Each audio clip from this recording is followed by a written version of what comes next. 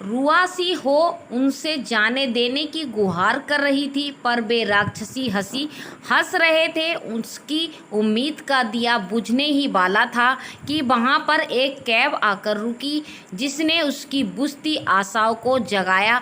मुड़कर देखा, वैभव गाड़ी से उतर रहे था।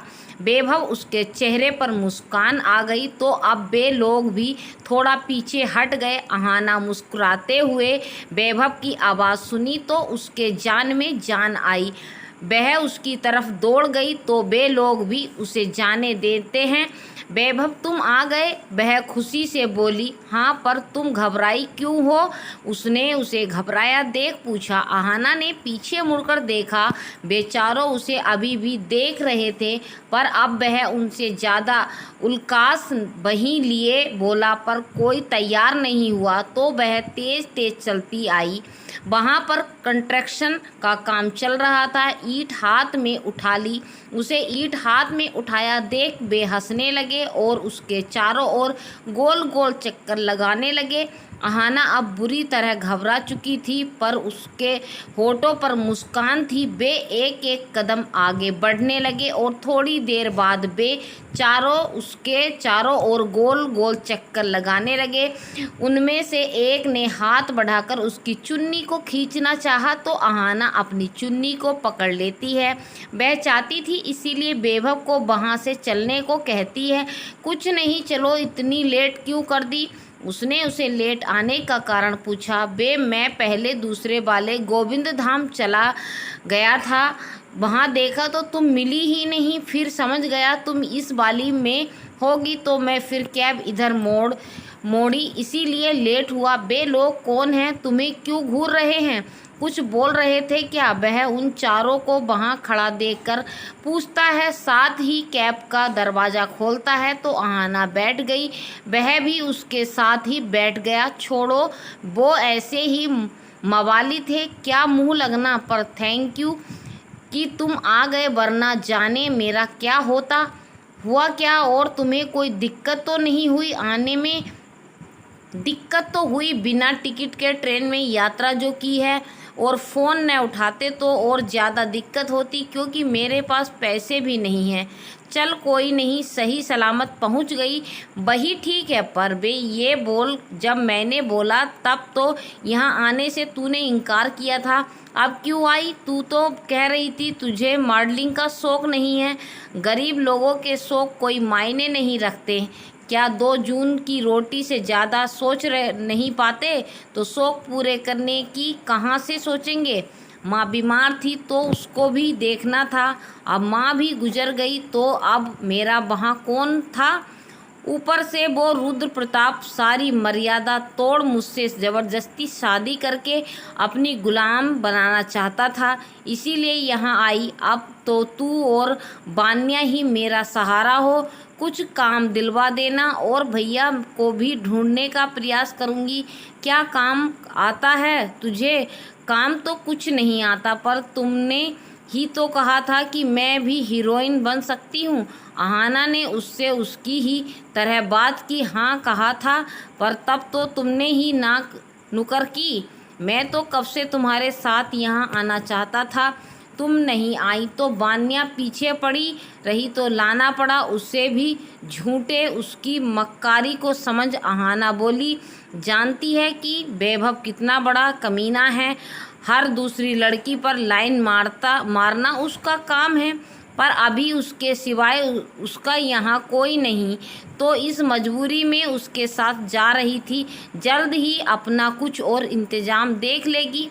क्या हुआ? उसे चुप देख उसने पूछा। तू तो बान्या से प्यार करता है ना? अहाना ने उस पर नज़रें टिकाई। अरे वो तो बस वैसे ही, प्यार तो मैं अब भी तुझी से करता हूँ। उसने उसका हाथ पकड़ना चाहा, पर उसने हाथ पीछे ले लिया। अच्छा ये बात है, फिर उसके साथ क्यों भागे? अब उसने घर पर छोड़ दिया तो मुझे भी आना पड़ा, पर प्यार तो मैं तुझसे ही करता था, मतलब अभी भी करता हूँ। बस अपने पैतरे मुझ पर न इस्तेमाल किस कर नफरत सी हो गई है। प्यार भी देखा, प्यार करने वाले भी। तू भी तो बान्या से प्यार करता था और बरोबर मुझ पर भी लाइन मारता था। प्यार तो 2 पल की खुशी तो मिल सकती है, पर पेट तो रोटी से ही भरेगा जो पैसे से आएगी, और पैसे कमाने काम करना पड़ेगा। तो तू मुझे बस काम दिला दे जिससे मैं बान्या से बड़ी हीरोइन बन सकूं। ऐसा क्यों कह रही है अहाना और प्रांजल? मतलब तेरे छोटे मालिक ने शादी कर ली क्या? उसके चेहरे पर उभर आए दर्द के भावों को देखकर उसने पूछा। मैं उस बारे में कोई बात नहीं करना चाहती, तो तू भी मत कर। चल छोड़ प्रांजल को, तू यहाँ आ गई है तो फिक्र मत कर। बान्या तो तेरे सामने कुछ भी नहीं, अभी बस छोटे मोटे रोल के लिए डायरेक्टर के चक्कर काट रही है। नहीं मिली, पर तेरा चेहरा तो बना ही हीरोइन बनने के लिए है। तुझे हीरोइन बनने से कोई नहीं रोक सकता। उसकी आंखों में चमक थी। सच्ची हाँ कहकर वह मुस्कुराया तो अहाना भी मुस्कुरा दी। थोड़ी देर में वे दोनों 1-2 कमरों के फ्लैट के बाहर थे। वैभव ने कैब वाले को पैसे दिए और अहाना को अंदर ले आया।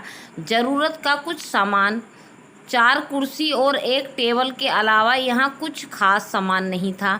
अहाना आकर कुर्सी में बैठ गई और चारों तरफ गौर से देखने लगी, तो वैभव उसके लिए पीने के लिए पानी ले आया। अहाना ने उससे गिलास लिया। खाने को भी कुछ मिलेगा क्या? 2 दिन से ढंग से कुछ खाया नहीं है। अहाना ने खाने के लिए कुछ मांगा। देखता हूँ, तू बैठ, कहता वह किचन में गया और 4 ब्रेड और चाय ले आया। अभी तो फ़िलहाल यही है, चलेगा क्या? चलेगा क्या दौड़ेगा? अहाना ने हंसते हुए कहा और वो ब्रेड चाय के साथ खाए। बान्या कहाँ है? उसने पूछा। काम पर गई है। काम पर मतलब? ऑडिशन के लिए। तू बोल, तेरा क्या इरादा है? वह घाघ नजरें उस पर टिकाता उसके करीब आ गया। तो इस तरह की मुझसे कोई उम्मीद मत रखना। तेरा और मेरा नाता बस इतना ही है। उसकी नीयत समझ अहाना बोली और वहाँ से उठ गई। मुझे बस इतना ही समझती है? हाँ इतना ही। तू भी इससे आगे बढ़ने की कोशिश मत करना। मतलब तू मेरे लिए यहाँ नहीं आई? नहीं, मुझे बस काम चाहिए। ठीक है, जैसी तेरी मर्जी। जल्दी तेरा पोर्टफोलियो बनाकर इंटरनेट पर डाल देंगे। उसके लिए क्या करना पड़ेगा? कल ही खिंचवा लेते हैं। कल नहीं, पैसे चाहिए उसके लिए। कितने? 40-50 हज़ार? क्या? हाँ वो तो हैं, बहुत ज़्यादा हैं तो मेरे पास है नहीं। उदास हो? अहाना बोली। हाँ ज़्यादा तो हैं, पर करते हैं कुछ इंतजाम, सोचते हैं कुछ।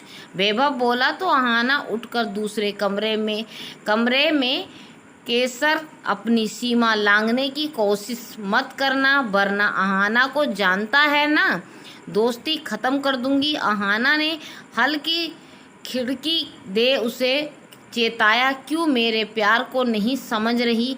चल कमरे से बाहर।